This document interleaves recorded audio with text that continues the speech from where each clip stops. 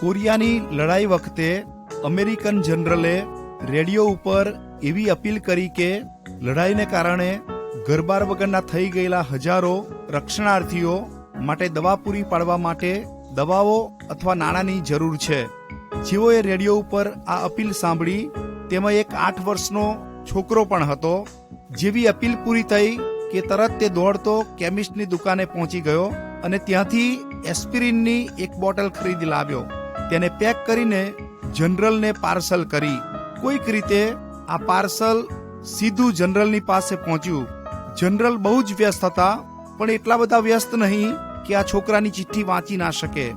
જેણે તેમણે પાર્સલ સાથેની ચિઠ્ઠી વાંચી ત્યારે તેઓનું હૃદય લાગણીથી ભરાઈ ગયું. આ છોકરા વિશે તથા તેના પાર્સલ વિશે કહેવા લાગ્યા અને લોકોને જણાવવા માટે તેમણે ફરી રેડિયો ઉપર જાહેરાત કરી.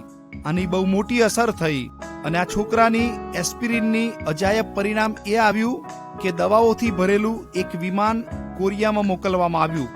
મિત્રો, આ નાની મદદ, નાની સેવા, નાનું અર્પણ પણ બહુ જ મૂલ્યવાન છે અને અજાયબ જેવા પરિણામો લાવે છે.